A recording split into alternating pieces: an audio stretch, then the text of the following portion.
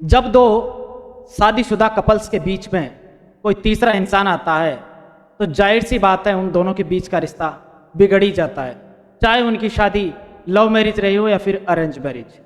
ऐसी एक कहानी मैं आज आपको बताने जा रहा हूँ जिसकी शुरुआत 2018 में हुई, जब एक अर्चना अरोड़ा नाम की लड़की एक प्राइवेट कंपनी में मैनेजर की नौकरी करने वाले अर्णव खत्री से शादी करती है। अर्णव की नौकरी बढ़िया थी। शादी के बाद में दोनों के 2 बच्चे भी हो गए और अर्चना और अर्णव दोनों साथ साथ खुश थे। राजस्थान के अलवर जिले की रहने वाली ये अर्चना और जयपुर के रहने वाले अर्णव दोनों की लाइफ एकदम परफेक्ट चल रही थी। शादी के बाद अर्चना बच्चों के साथ अलवर में ही रह रही थी और पति अर्णव जो थे वो जयपुर में काम कर रहे थे। तब भी दोनों के बीच में कोई दरार नहीं थी। दोनों लॉन्ग डिस्टेंस रिलेशनशिप जिसको बोलते हैं उस तरीके से अपने रिश्ते को निभाए हुए थे। अर्चना अक्सर अपने पति से मिलने के लिए जयपुर आती थी और वापस लौट आती थी। इस दौरान आने और जाने के दौरान उसे अक्सर ऋषभ नाम का एक टैक्सी ड्राइवर लेकर आता और जाता था। दोनों के बीच में हल्की फुल्की बातचीत हो जाती थी। फिर दोनों के बीच में कॉल्स और मैसेज होने लगे, टैक्सी ड्राइवर और अर्चना के बीच में। टैक्सी ड्राइवर का नाम ऋषभ है और इस तरह से बैंक मैनेजर पति से मिलने आते जाते जो अर्चना थी वो टैक्सी ड्राइवर से उसको प्यार हो जाता और एक दूसरे के बिना उन दोनों का रहना मुश्किल हो जाता है। और फिर एक दिन अर्चना फैसला करते हैं कि उसे ऋषभ के साथ ही रहना है और अर्णव को अपने रास्ते से हटाने का वो प्लान तैयार करती है। उस पति को जिससे उसकी शादी 2018 में हुई थी, जिससे उसके 2 बच्चे हैं, उस पति को रास्ते से हटाने की तैयारी कर रही है तीसरे चूतिए के चक्कर में। और चूतिया क्या चलाता है? टैक्सी। इसलिए बोलते हैं कि प्यार अंधा होता है। अब आपको समझ में आएगा क्यों होता है। कुछ समय बाद अर्णव जयपुर से अलवर के लिए लौट रहा था तो संयोग से अर्णव जो है उसी टैक्सी ड्राइवर ऋषभ के साथ लौट रहा था। अर्णव को यह सब पता नहीं था कि उसके पीठ पीछे उसी की पत्नी इस टैक्सी ड्राइवर के साथ प्रेम प्रसंग में लीन है और दोनों मिलकर के उसको रास्ते से हटाने का प्लान तैयार कर रहे हैं।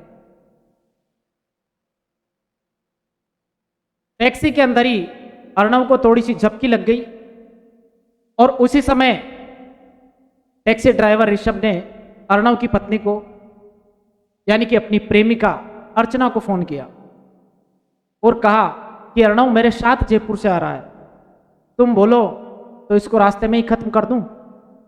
और ये सारी बात ड्राइवर को लग रहा था कि ऋषभ सो गया। ड्राइवर को लग रहा था कि अर्णव सो गया है ऋषभ को, लेकिन आंखें बंद करके अर्णव ये सारी बातें सुन रहा था और ये बातचीत उसने अपने फोन में रिकॉर्ड भी कर ली, लेकिन वो चुपचाप रहा।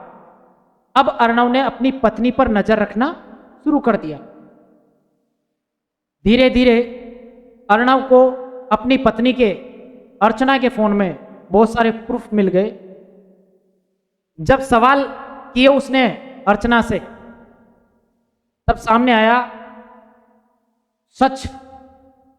उसके बाद में अर्चना ने जो रवैया अपनाए वो देखने लायक। वो एकदम से उखड़ गई। अर्चना ने तुरंत अर्णव से तलाक मांग लिया और अर्णव से इसके बदले 50 लाख रुपए की डिमांड कर दी, लेकिन अर्णव ने इतना पैसा देने से इनकार कर दिया। इसके बाद एक दिन अर्चना अपने प्रेमी ऋषभ के साथ रफू चक्कर हो गई, भाग गई घर छोड़ करके। अर्णव ने इस पूरे मामले की शिकायत पुलिस में दर्ज करवा दी और पुलिस ने अपनी तलाश जो है वो तेज कर दी। दोनों अपने आप को बचता ना देख करके पुलिस के सामने आ गए और सरेंडर कर दिया। पुलिस ने अर्चना और ऋषभ दोनों को अरेस्ट करके जेल भेज दिया। ये कहानी में यह सबक देती है कि हर राह मंजिल तक नहीं पहुंचाती।